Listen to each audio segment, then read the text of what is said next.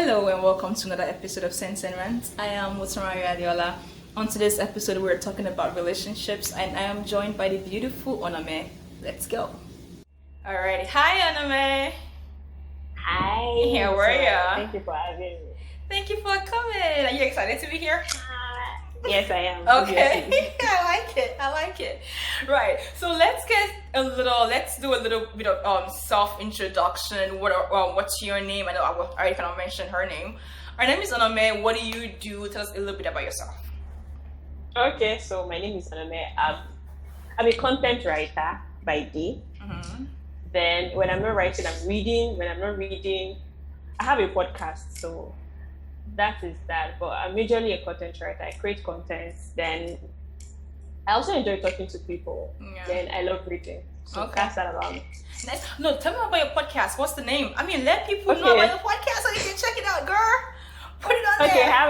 I have a podcast, Naked with Onome. Naked with That's Onome. the name. Yeah. So I just share real stories. So just like talking to real people, sharing their real stories, their experiences, and then we try to bring it back to how it relates to other people. Yeah, but yeah, so let's get going and we'll get started here. Talk about relationships. Okay.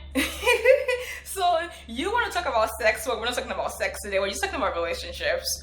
Yeah. And I think for me, growing up, I grew up in a I think what we would call a polygamous household. I grew up with stepmothers, living girlfriends. My uncle was married, so had multiple wives. I didn't grow up in a monogamous home at all, and I actually didn't know until I was adult how much or how little I knew about relationship in a healthy Yeah. way. I feel like in my early teenage years, late teenage years, I wasn't necessarily looking for anything. I was just trying to have fun, and just have a boyfriend or something, a partner. Yeah.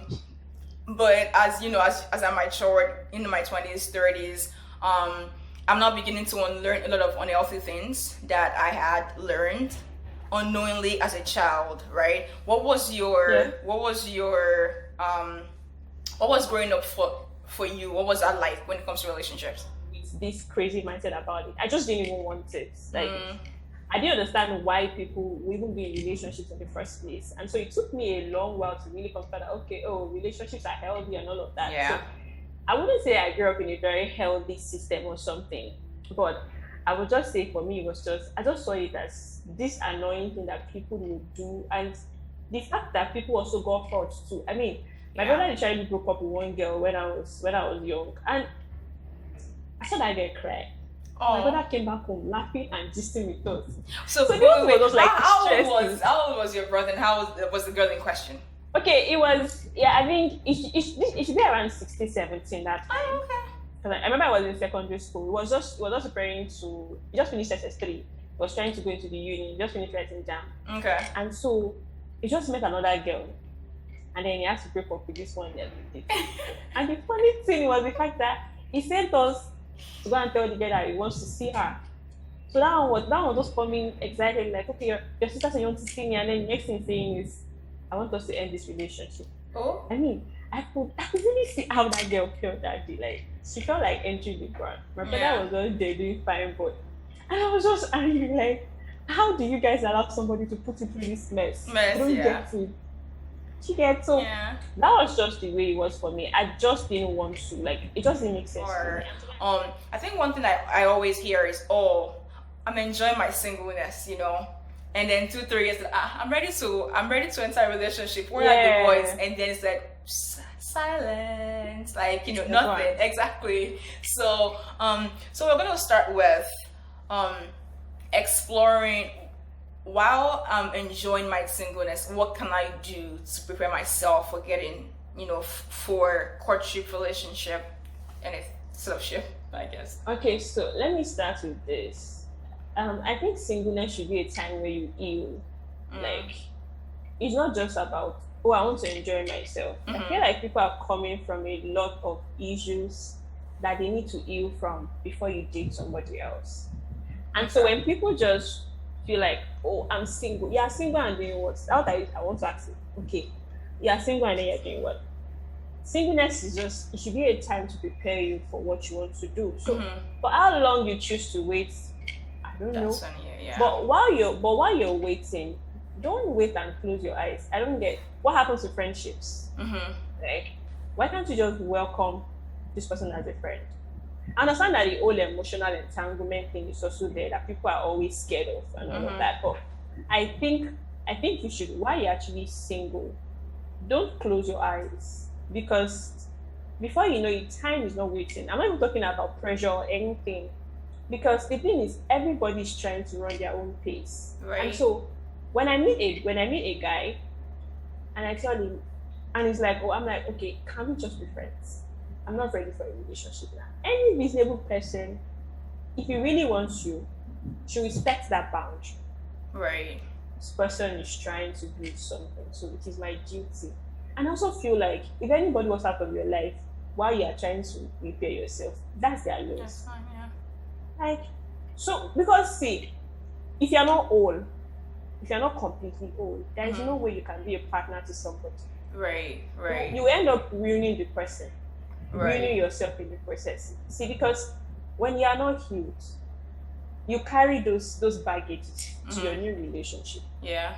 And then you put pressure on an innocent person who knew nothing about your past, like who had no business in your past. You put pressure on them, and then they start helping you to heal. And then before you know it, the two of you are trying to heal together, and then everything is a mess.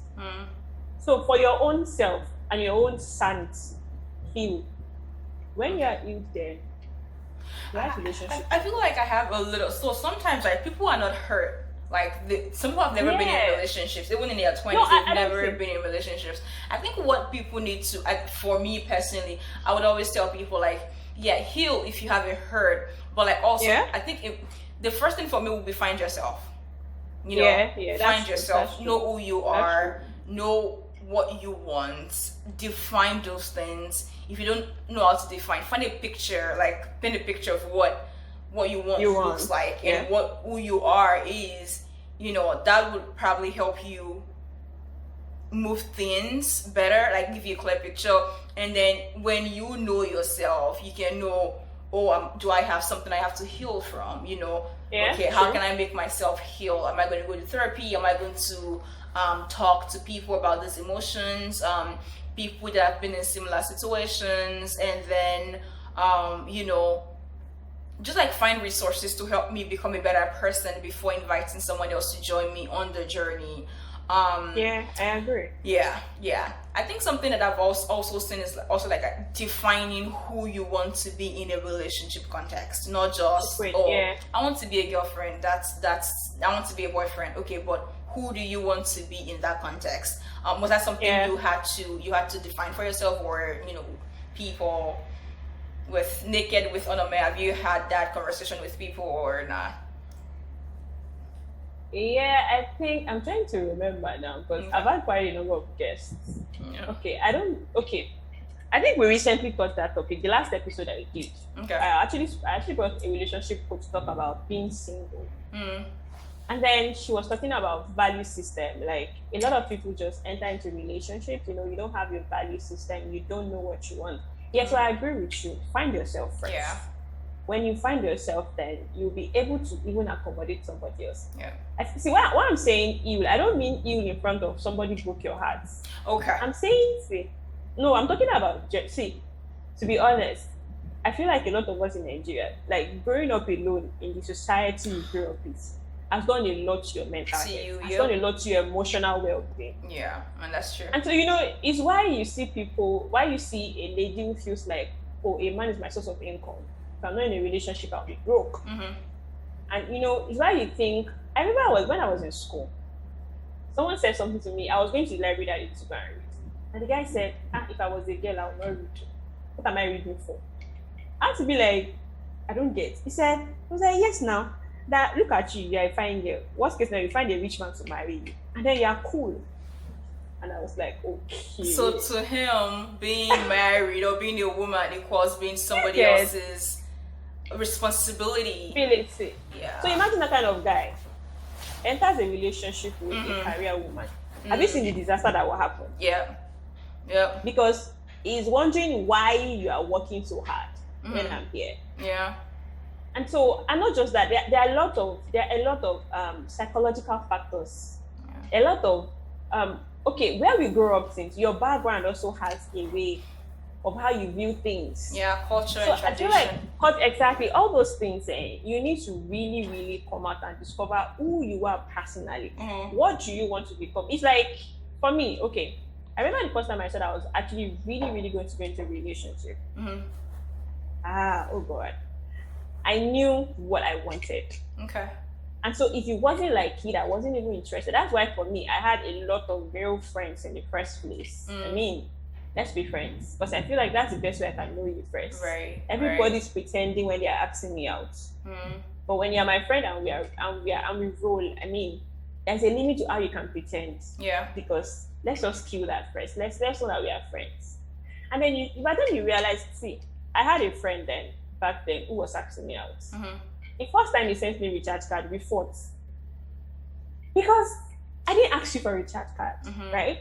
We're just talking that day, and it was a network issue. My phone went off. And the next thing I'm seeing 1,000 naira no card. Dude, really? Why? I don't need your card. And he was like, oh, you're stubborn, you're this, you're that, you're that. I'm like, I get it, but I can work for my money. I understand you're trying.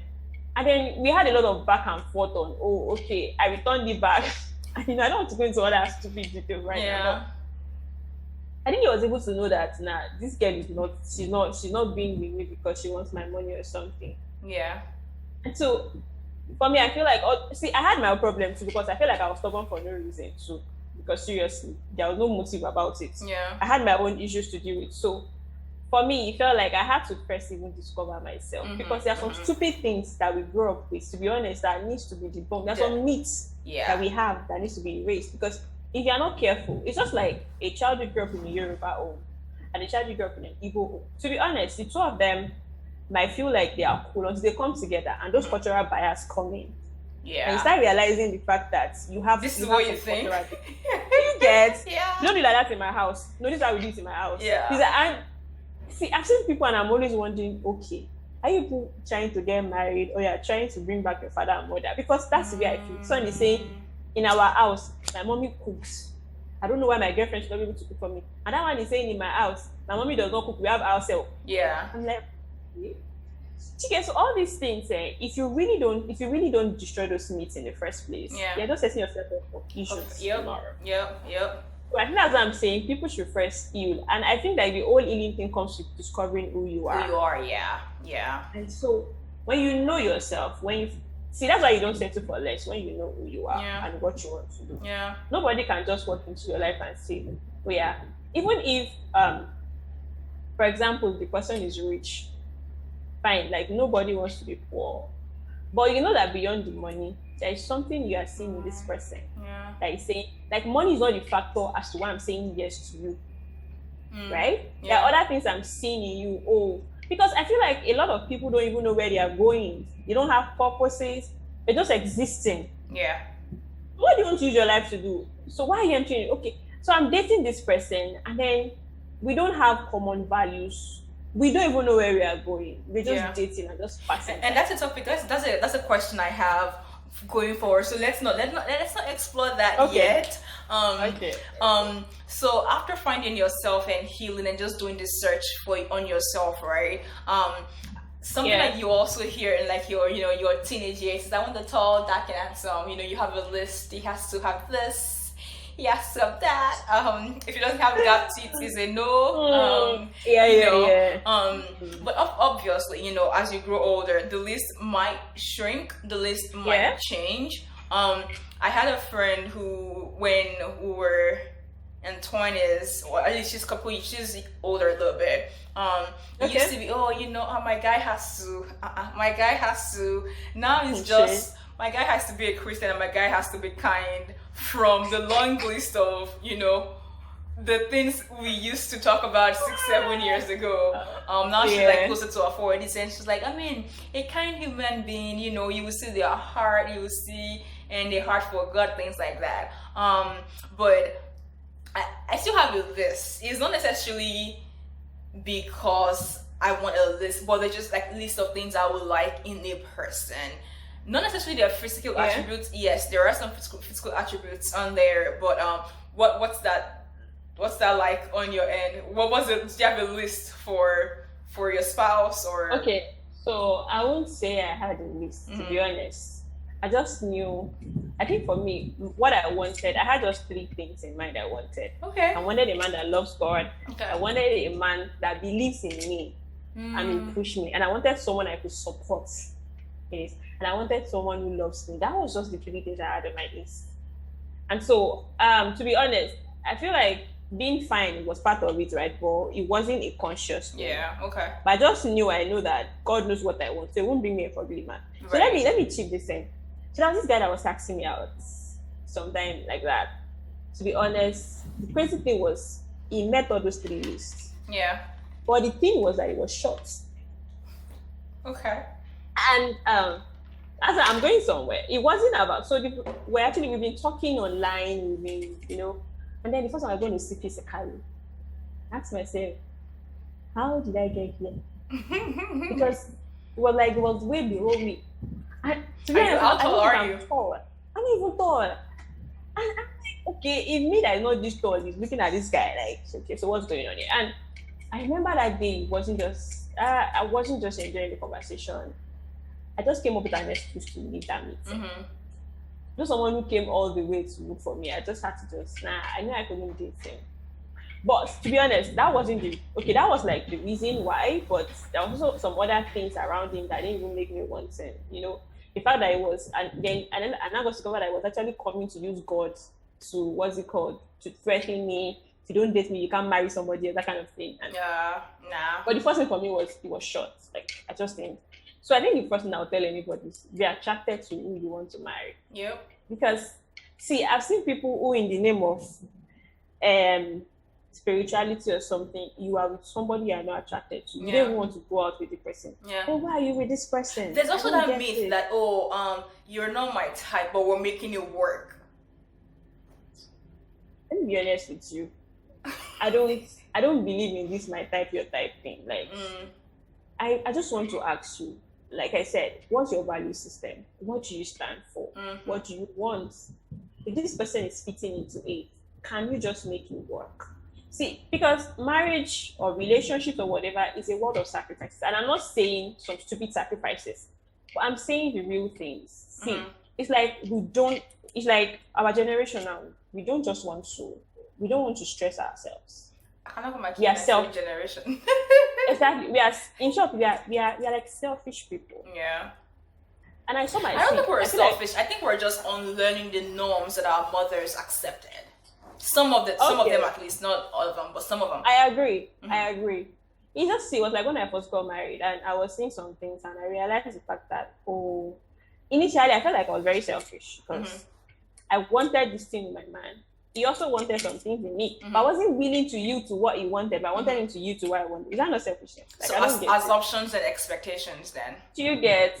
And so it's just like, it's what actually I see that happens. So the whole list thing, I'm not against it, to be honest. You know what you want. So, but the most important thing is primary values and secondary values. So primary value is I want someone who's committed to God. I want someone who loves our kids. I want someone who believes in family. But secondary values is just, he has to be fine. He has to have a car. He must live in Chicago. He must have about 1 million in his bank account. Yeah. All those things are just secondary things. And there are things, I'm saying secondary because you can easily let go of one of them to accommodate the other. But your primary values, don't ever toy with it. Because if you are really in love, the minute you marry, it's like, I feel like marriage is what opens the veil in your eyes about this person. It's like you are welcome to reality. This is your real life. This is it, yeah. So if you compromise on those values now, when you marry, you can't force that person. Right, yeah. It's just like, for example, I'm dating somebody. For example, I believe that I'm coming. I believe that we should go to church every Sunday. And while we're dating, person tells me that, I go to church once in a month. At that time, I was okay with it. Then I married and I realized the fact that I can't be going to church and you're not following me. And it's like, you saw me before I married. I don't like going to church. I feel like, how did you get here in the first place? These things were obvious to you when you can't force him to start Can I say doing. something real quick before you go Yeah, on? I've yeah, also seen people though. Then this is actually one of my very good friends. yeah. The husband was atheist when they got married. The wife was a Christian, and they were okay with it, right? Um, Yeah. Now the guy is. She was just a Christian by mouth, like just she would go to Okay. church once in a while. But now the guy is a born again Christian. When I mean a born again Christian, like a year, 18 months, who has finished reading the Bible. He has gone Wow. through. I'm telling you, like he has gone through water immersion. Like he has gone, Wow. like literally workers church or workers training, everything in church. And the lady is not like, I did not sign up for this one. So how do you, because I mean then for her religion was a primary thing for her. She wasn't trying to be like, I'm not trying to go into a marriage with somebody that did all these church things too much. But 20 months down the road, it's completely different from what she signed up for. How do you Made that, yeah. right? So like I was saying, marriage is where you get to see the reality. True, sure. Now, so because to be honest, I believe people change. At the same time, they Yeah. don't change. Mm-hmm. Yeah. People change and So people grow. yeah, people grow. So we outgrow some things, Mm-hmm. and then life also happens. For example, this person might probably something happened to him, and then he realized the fact that, I don't want to live my life outside God anymore. Mm-hmm. So I want to embrace this God thing. For religion, I'll tell you that, to be honest, if it's an old Christian thing or the old, see, as much as you feel like you don't like it or something, Mm-hmm. your partner will end up coming along. I mean coming along. I don't mean I'm talking about a Christian now, and Mhm. then the other person is also maybe not that much. One Mhm. person is on fire, the other person is just. The only thing you can do is to keep praying for your partner to Right. catch up where you are. Right. And then along the line, I can bet you God is a good God. Mhm. It will happen. Yeah. But my own is just the fact that don't welcome things you won't be comfortable with when you marry while you're dating. So would you say, and this is me, right? Yes, let religion or relationship with God be a primary, but also be open to life happening to people, because I've seen pastors, or I've not seen them physically, but I've heard pastors who like go on sabbatical leaves and find that, okay, maybe this is a really a thing, and they've been pastors for like 18, 20 something years, and they take that 6 months sabbatical leave and come back like, oh wait, no. And meanwhile, their entire lives, maybe as an individual, have your relationship with God outside of your marriage, outside of this family unit. See, And I feel like the most important thing is you yourself getting to know the God very well. If your standing is right, whatever somebody else does along the line should not bring you down or should not tear you up or whatever it is. Yeah. So if I know God personally, and then the partner I have, like you said, before we got married was serious, then all of a sudden you're saying, I'm not doing this God thing again. I mean, I know God personally. I can go back to that God and tell him, my husband is not, even if he does not change this along the line, at least to an extent. Yeah. I know my own work. See, I think people lose themselves in marriage. Let me bring that up. It's like people just, I'm married to this person, so I don't have a life again. Yeah. It's like I'm serving this person now. Whatever this person. So if my husband is not happy, I don't have a right to be happy. I don't get. You see? Yeah. Okay. Well, before we actually go into marriage in full, right? What were some things you identify yourself that you were bringing into your partnership? Okay. So number one for me was I knew what I wanted to become.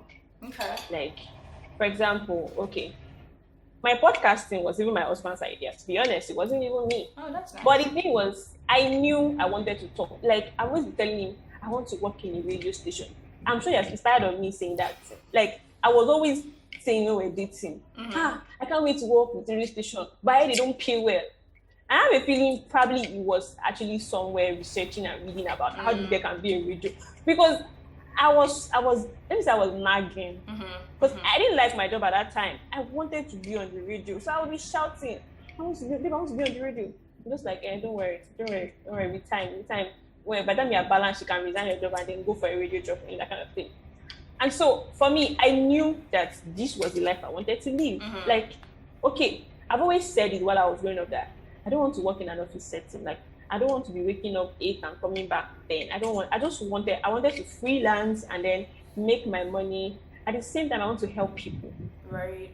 So I was looking for somebody who would allow me work from home and who also spur me to help people. Right. Now I have a friend who actually left her partner for something like this. She just wanted to be a freelancer. She didn't even work in any of these settings. But she was dating this guy who told her that he wants to be working. How do they put all this thing now? He wants to be an oil whatever. So he said he was going to be working onshore. Okay. Then he will be offshore, And she was like, all my life, I told myself I don't want a partner who is going to be far from home. I want someone that we can raise the children together. I don't want to be the only one raising. And they broke up, to be honest. And I respect her decision. Yeah. This is what she wanted, and she wasn't going to compromise. Yeah. She was like, no, the guy was telling her, okay, you know what? You don't worry, we can work something out. I'm going to get you a job. And she was like, no. Nah. I said, I don't want to marry a man who is not going to be. She doesn't want to have a 75% household, 100% The guy kept telling him that we're going to be rich. And she was like, hold your money. I'll be rich too. She was like, I'll be rich too. But I want a man who is going to be present. To be honest, it's not bad. It's not. Somebody else might tell you, I want a partner who is making money. Our goals are different. Right. To be honest, I've learned not to judge anybody. If your dream is to marry a rich man, it's fine. As long as you're ready to cope with the demands of being a rich man's wife. Yeah. For you. Yeah. So for me, I just knew that these were the things I don't want to compromise. So I knew that I don't want to marry a man who does not see God the way I see him. Like, so when I met my husband, it was actually like the first thing. I wasn't even particular about him being a worker in church or him carrying Jesus everywhere. I just wanted to know he had a relationship with God. That was all I cared about. I wasn't even one who would pretend to me and say I speak in tongues and all of that. And you see, I do. When I was in school, I've seen people who shake and be speaking in tongues. I didn't get. Yeah. And deep down, they do terrible things. Yeah. I was in fellowship, so I know all these things. I'm not looking for somebody who will pretend to me about God. I wanted you to be real with who you are. Oh, I'm a struggling believer too. Let's work this thing together. Yeah. So I knew I didn't want to compromise on my faith. I didn't want to compromise on my purpose and my vision. And I also want to compromise on my love life. I wanted a man that would love me, to be honest. Like, I saw what marriage did to my parents. I wanted a man that would love me. I wanted a man that would be available for me. Okay. And would take care of me, and I would take care of him. Yeah. So I didn't compromise those 3 things. Okay. And so I didn't say yes to him until I was certain that, okay, these 3 things were in place. Yes. Okay. All right. That makes sense. So now we're still talking about the now we're moving away from dating to more of courtship and marriage. So I was talking to my therapist 2 weeks ago and last week, and this lady dragged me around an entire meeting like this, right? So she was like, oh, what are we talking about today? And I was like, girl, I'm ready to have a relationship. So like, oh, okay, why? And I was like, what do you mean why? Like, I'm ready. And I was like, I'm ready. What do you mean why? She was like, okay, what do you want in a relationship? Girl, I was like this. I was like, partnership. Like, what? She's like, okay, good, keep going. And I was like, this is becoming too much work. I just want somebody, And like from those sessions, though, I have to go back into myself. Like, okay, now that I think I'm ready, right? What am I looking for? What am I bringing to the table? And you shared those things, right? But something that I found for myself is my fear of commitment. commitment.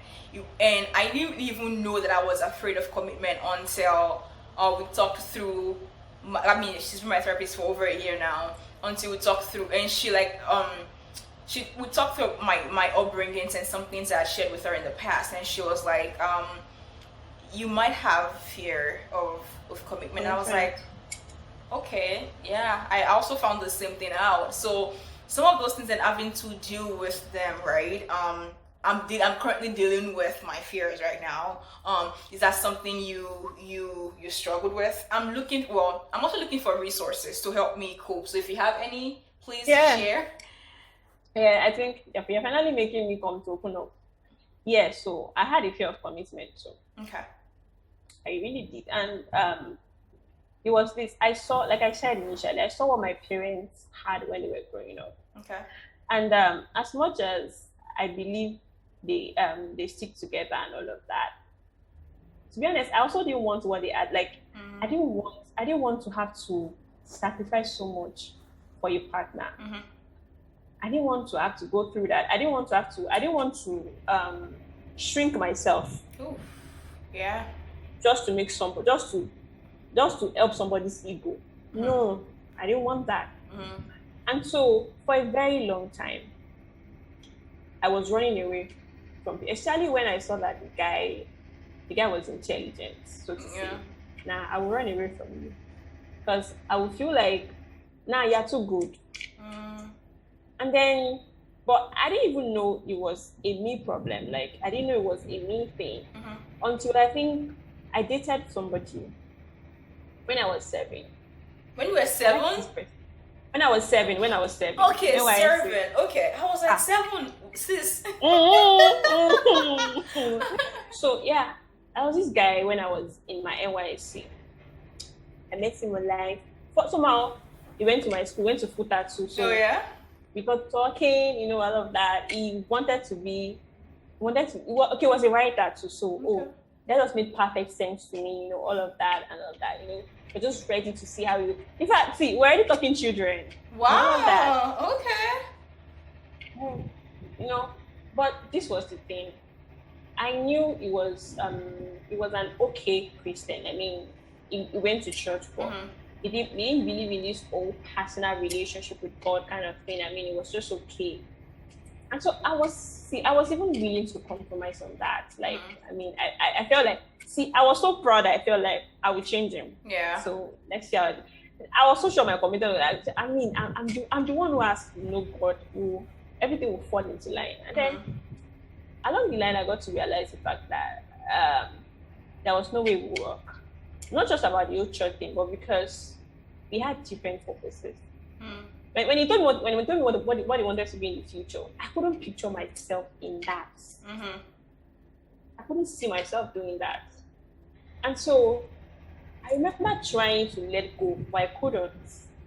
I remember trying to even alter my whole life for this person. Like, okay, maybe I could learn to fit into what he was doing. And then that was when I realized the fact that, am I not making the same mistake I didn't want to make? Am I not just trying to help somebody's ego and then ruin my own dreams? Yeah. To be honest, he's a good guy, but I feel like, life is more than he's a good person. Good guy, yeah. And I didn't want a life where my children will grow up tomorrow and be asking me, Mommy, why did you do this to us? Why did you do this to yourself?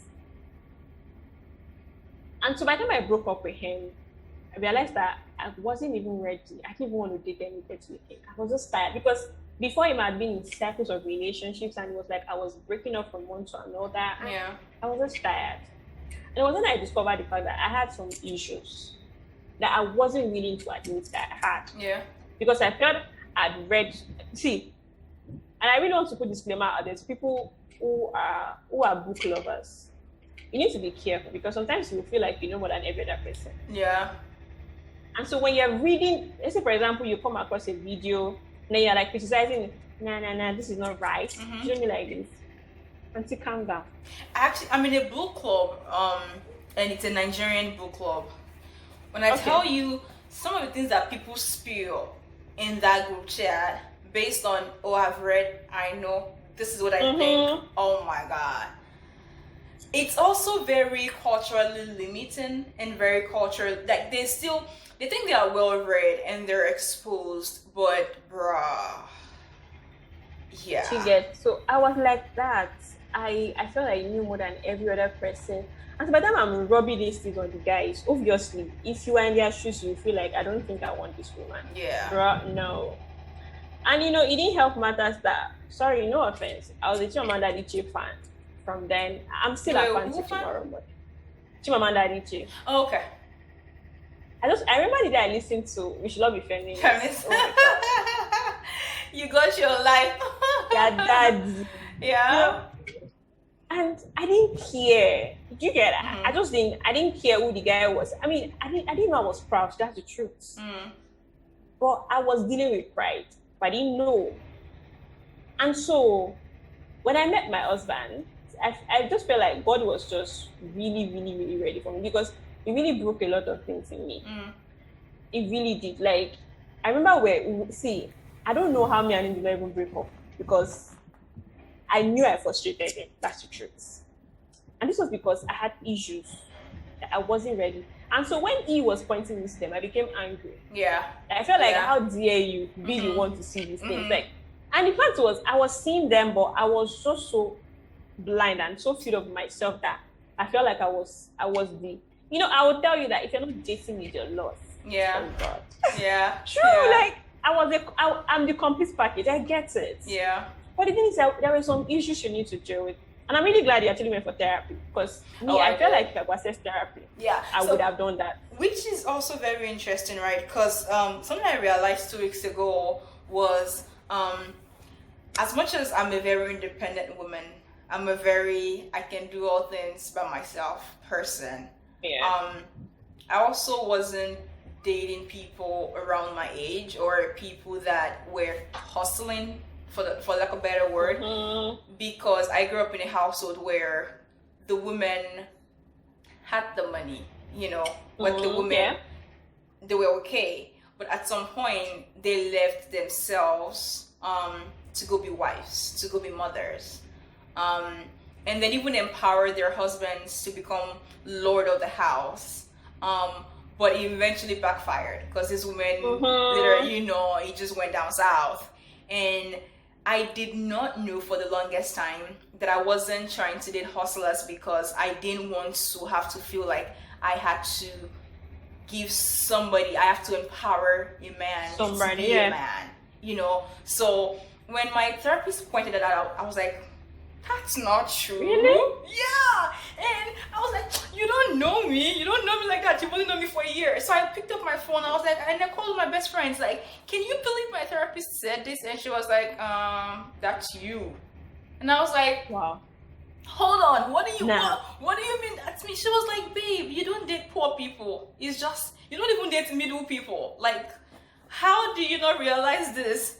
And I was like, no, that's because and I was like looking at things. I was like, okay. And I literally took my book at night in bed, like journaling, like, okay, where did this stem from?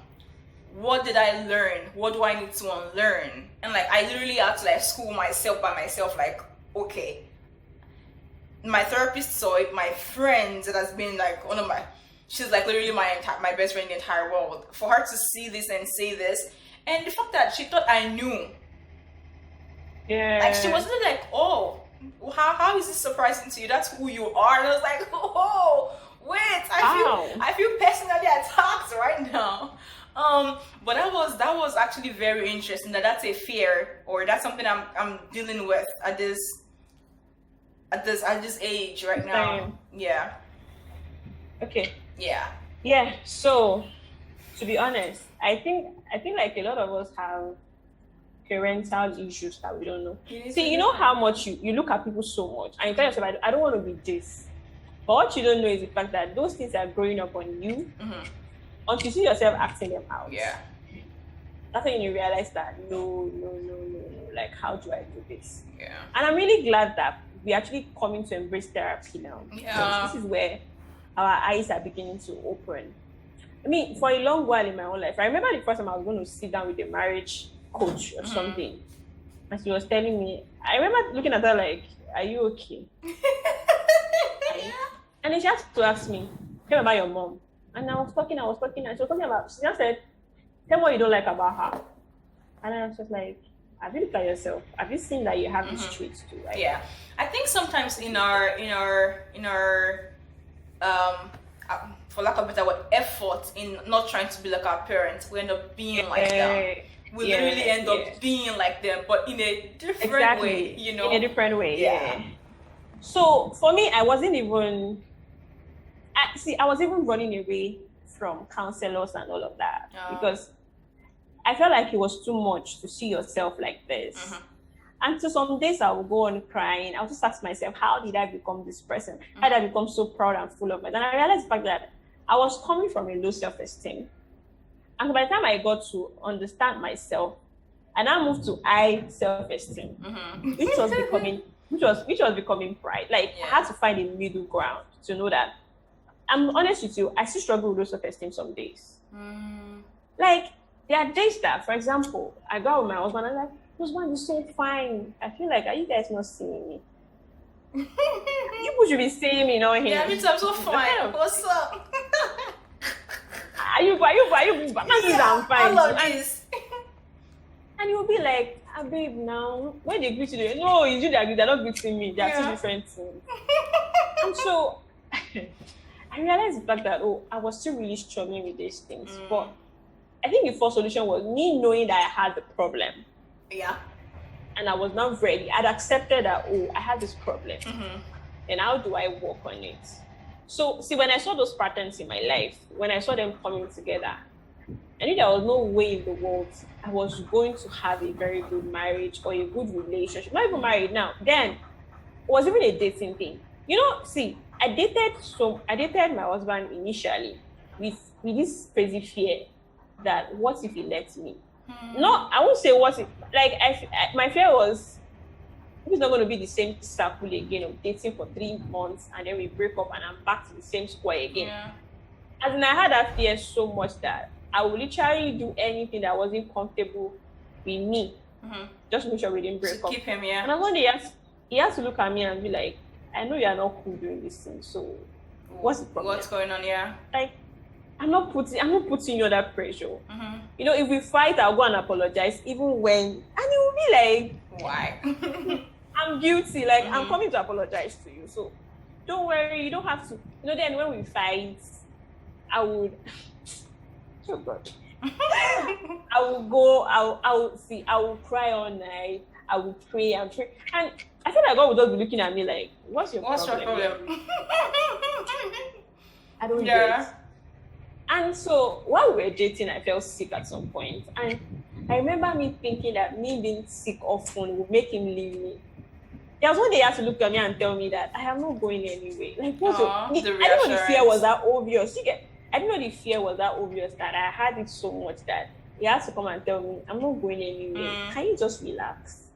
See, because I was so scared when he did not call me for a day. I was wondering. And so it was until I had to break free from all these things. In fact, now it will be like, why are you not worried I've not called you? Like, we probably went out and it's like, why are you not worried I didn't send you message in the morning? I'll be like, when you come, maybe you're coming back here too. Right. So I want. So honestly, I've had to unlearn, I've had to relearn, and I've had to learn so many things on this journey. Yeah, for sure. And so I think the first thing I would tell anybody is, be open to knowledge. Oh, yeah. Yep. As much as you have, you know so much, be open to new things. Yeah. Be open to meeting people that will challenge what you know. And they tell you new things, and then you realize the fact that I feel like some of us are so consumed in our own world. And I find this problem among Christians. Yeah. When you see an unbeliever coming to say something, I realize that we find it so hard to listen to that person. Because we feel, I'm a child of God, I have the Holy Spirit. What's he coming to tell me? Excuse me, hello, can you just calm your pride and listen? And listen, yeah. Like, you see, I will see Christians who tell me, I can't go for therapy. What do you want to tell me? I told one of my friends one time to go and see a therapist. What? Let me tell you, I asked, because I noticed that he had some patterns. And I was like, dude, have you tried seeing a therapist? And it's like, me. Holy Ghost inspired somebody. Go and see a therapist. And I'm like, Jesus Christ, how did we get here? And he was telling me, so you believe in therapy, so you're one of those Christians. I mean, it is wrong as believers. And I'm like, hello. Calm down. Like, are we, like, do we actually even understand all these things? And so we put out all those pressures on pastors who are not therapists. Yeah. Oh, that's something else. That's a whole different another topic by itself, but yep. Yes. And so you're having patterns in your life that are not making sense. Yeah. And then you're going to pastor to bind and cast. I don't get. There are some issues that they are not deliverance problems. To be honest with you, they are not a case of the devil is attacking you. It's just a case of you seeing yourself and unlearning some things. And so when I think people are not married and you're putting pressure on yourself, and like somebody is my village people, and I'm like, okay, I look at this same you. But can you also be your own village person? Me a girl, I'm not even attracted to me. See, I have a friend till tomorrow morning. I'm really trying to make her understand the fact that you have a problem. But she thinks that, no, because I'm married now, I'm trying to make her feel like, I mean, you have attitude problem. To be honest, me, your friend, I'm trying to cope with it because I'm your friend. Yeah. And I've signed up that I'm a friend. But I imagine a guy who is just meeting you and you throw this attitude at his face. Obviously, you will go back. Right. It will just return back to it. I mean, somebody is asking you out and they're insulting you. So, but that's not just an attitude problem. It might be a self-hate thing. Like it might be a self do you thing get you're trying to deal with. Yeah. What I'm just trying to say in a sense is she needs it. That girl needs therapy. True. But she's not ready to admit it. I mean, I've seen people who actually are nagging constantly. Why am I single? And I'm looking at you like, have you seen yourself dating? Have you tried to?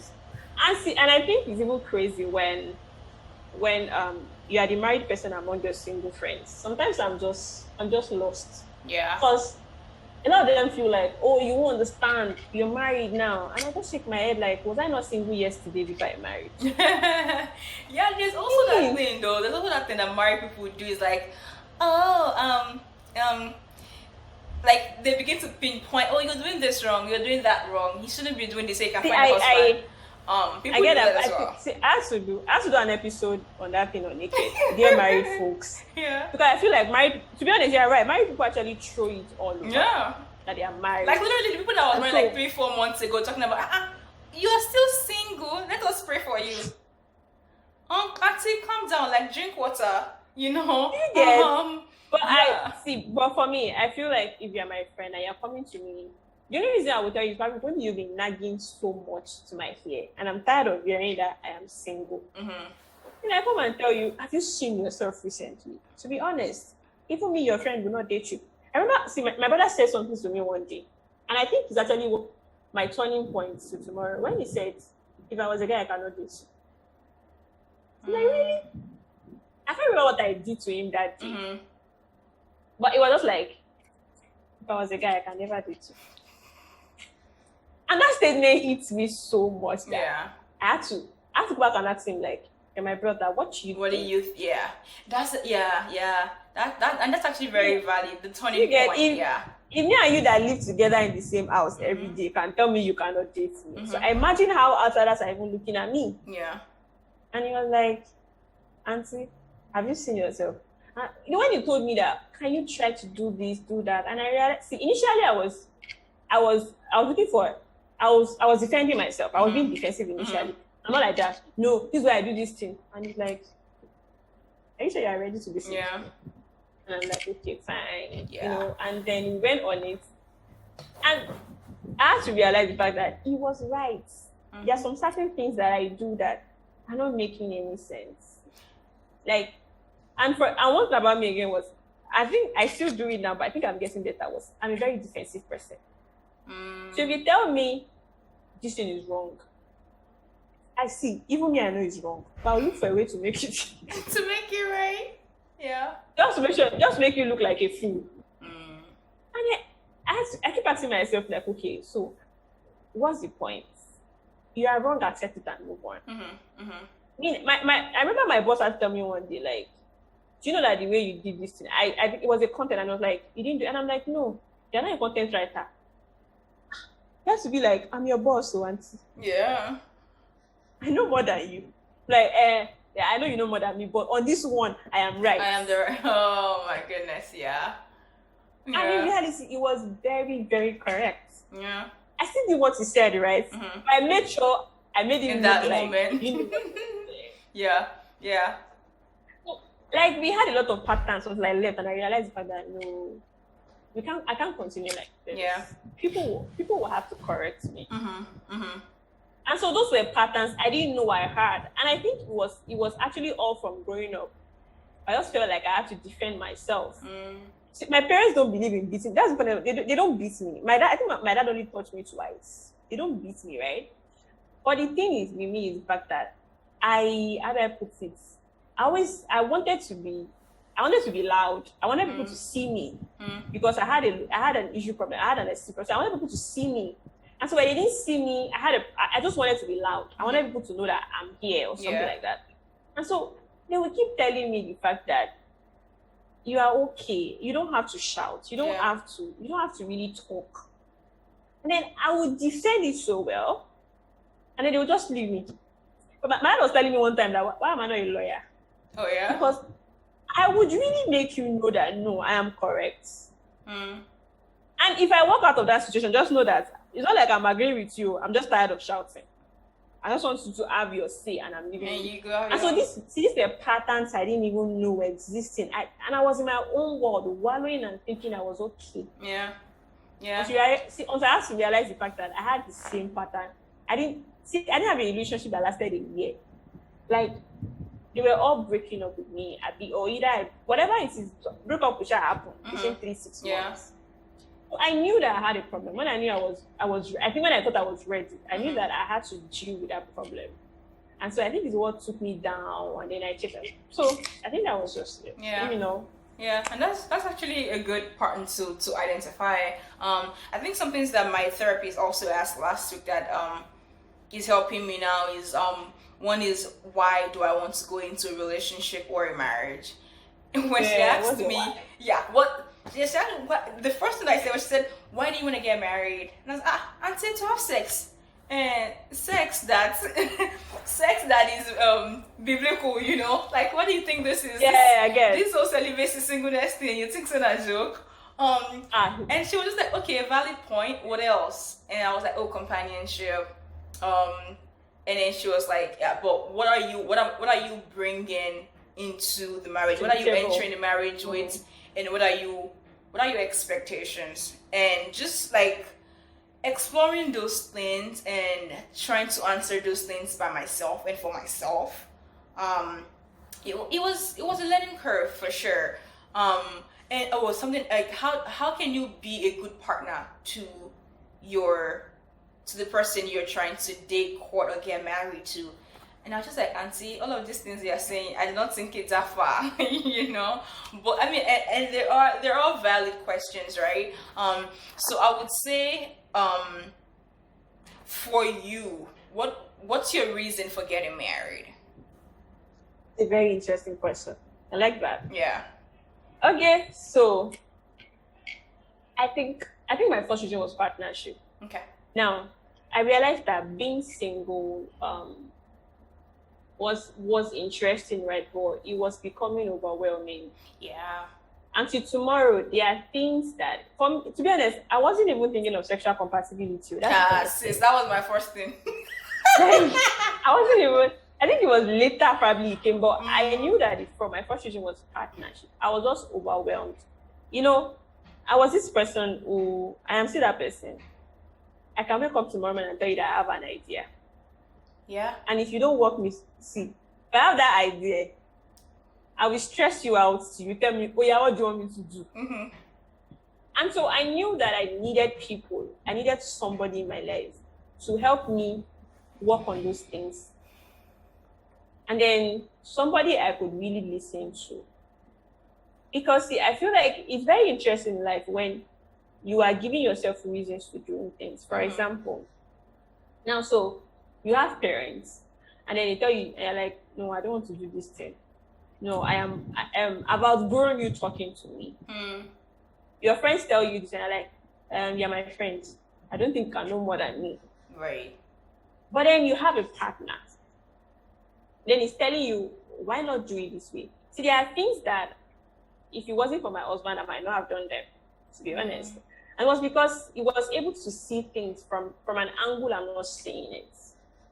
So, for example, now when I record every episode of my podcast, he listens and he's like, he listens as a listener, and he's telling me, okay, next time I think you should actually have asked this question, you should have done this thing. And I feel like if I was single, I might not have seen all these things. See, I had a blog for years. Yeah.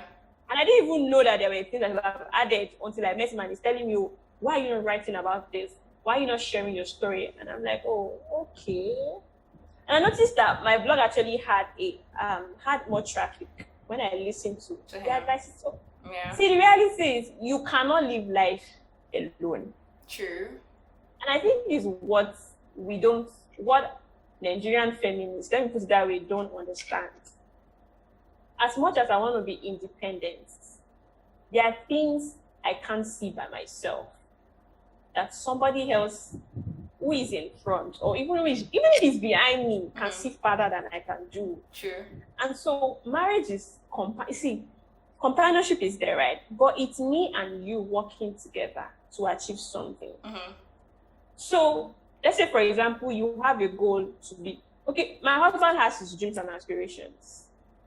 And so tomorrow morning, I know how I nag him and stress him until he takes a step. Following them, yeah. And I know that if he wasn't married to me, he might not have done those things. The same thing with me too. I might not have done some things if he wasn't there to tell me that, have you done this thing today? Or have you, see, as in, I tell people that when I wanted to go, I had a job interview like some days ago. And they were asking me how much will I charge? And I asked him, and he called one morning. To be honest, I was like, isn't that too much? And he was like, do you know your value, Sha? I'm like, that money is much. I remember we argued about it. And he just said, what's the worst that will happen? They say no. See, and I told them, and those one said, okay. Oh. Yeah. That is I felt like, see, I used to tell him, I hate it when it's right. It's annoying, because he really used to tell me, like, maybe I told you. Yep. And to be honest, if it wasn't for him, I would have still been probably charging lesser or something. Yeah. And so for me, it was that I just felt like I couldn't do things by myself anymore. Singleness was fun when I did it. Like, I enjoyed my single days. I connected with people, I met new people, I was going out. But beyond that, my life is beyond that. There is more to me that somebody else has to walk me on this journey, that we have to work together. I think that was actually my reason for getting married. That's when I knew that I wanted to get married. Oh, that's interesting, right? So something else that I feel like most Nigerians do, the reason is like, to have kids, you know, just to getting married, and then it's like, we'll come back in 9 months, and then it's like, auntie, what's going on? Thank you for that thing. You know, where's the belly? It's like that's the only thing Nigerians. That's the only thing Nigerian people are thinking about. I saw my wedding day. The only prayer I was hearing is, this time 9 months, you are coming to carry twins. And so tomorrow morning, I find it awkward. Like, are you really thinking about me, that I was going to be the mother of that child? Am I ready? Yeah. And you know, I find people tell you things like, when the child comes, you'll be ready. You'll be ready. No. I've heard that. No. And I was like, yeah, maybe if I really want the child, but like, what do you mean when the child comes, you will be ready? Like, or people say, 9 months is a long time for you to get ready. And I'm just like, okay. Yeah, I don't. It's just it's weird. Yeah. Okay. As we wrap up here, just so any advice on letting go and moving on, you know, for you? Sorry, just a minute. I have to. Sorry. No, I have to do this tripod. Okay. Wow. Okay. Sorry. Yeah. Sure. Income.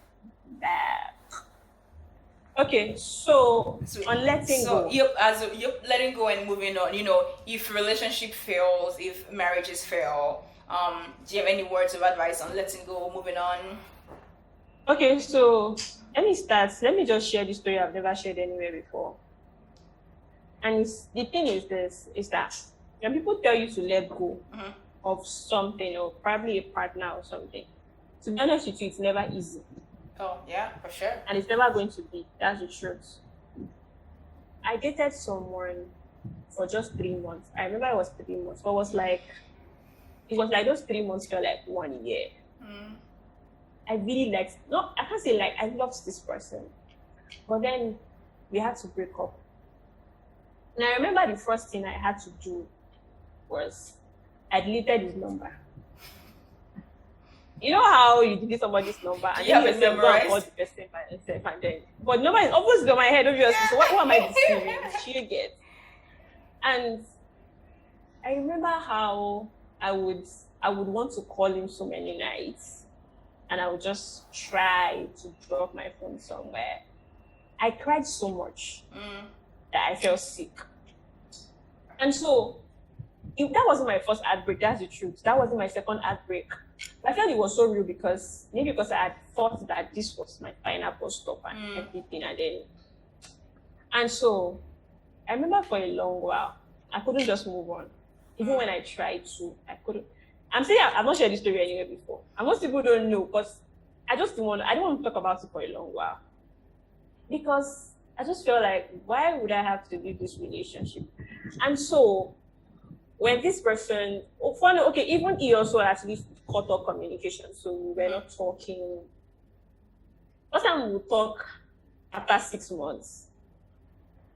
One of us just wanted to come back together. Okay. But we both knew that we were going to hurt ourselves coming back together. And I remember I couldn't talk to anybody about it because I felt like nobody would understand. And so I want to tell anybody 14 that it's okay to own your grief. It's okay. Like, see, because people might never understand what you are going through. Yeah. And so it's okay to allow yourself cry. I cried. That's the truth. I feel like crying is therapeutic. Because it really is. Each time I cried, I felt better. I would still cry again, right? So you know how you then you leave this person to try to go to somebody else. Maybe you find closure. And then even while I was trying to be with somebody else, it was all I could think about. But one thing I'm grateful for till tomorrow was that I was patient with myself on that journey. I didn't rush it. I didn't allow anybody to put me in a box of, see.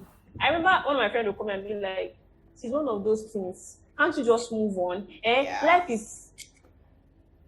And I just told myself, no, I'm not going to jump to somebody else's life. I feel like I'm ready. Yeah. I know I'm ready. Until I've gotten over this person. And how I knew I got over him was the day he called me and was like, oh, can we angle? And I said no. I was shocked at myself. He just said no. You are grown. Wow. You know how I remember sitting there and I said to myself, wow. Clap for you. Clap for Onome. I was my office that when he said, oh, Papa, I'm around your area, can we see? And I said no. And I put off my phone. And I kept it. That was the day I said yes to my husband, I remember. I think I said yes to him maybe the following week or something. But I knew that, okay, I'm ready. You're going to move on. If I could say no to this person, then definitely I'm over this person. And my journey that journey was just me. Like, no, there were nights I would take those tears back to God. And I'll be like, you and I know I want this person, but it's not happening. Can you help me heal? But the reality was, it wasn't fast. And I was okay. So I think first you need to really embrace yourself. Yeah. See, I feel like breakups happen because we choose ourselves. Right. That's the truth. And it's okay. See, it's okay to choose yourself. It's okay. And so first tell yourself, I tried. Right. Me, even if the person hurts me, right? I tried. Yeah. See, honestly, I think if we could sit down, we realize that some people left our lives because we were way better. Yeah. Yeah. There was a guy I wanted to date for a very long while. That never happened. You know, it took me leaving him to realize that now I can do better than this. I don't know if I could see his flaws and realize, but how was I coping with this rubbish? I think I was high on cheap weeds or something. Yeah. So I think if you give yourself time, yeah, time does really help things. But like I would say, don't rush it. And if you can see a therapist, please do. Like, talk to somebody about it. Don't keep the pain all by yourself, because that's what leads to depression. Yeah. That's what leads to heart pains and all of that. If you can talk to somebody, and please don't just talk to anybody.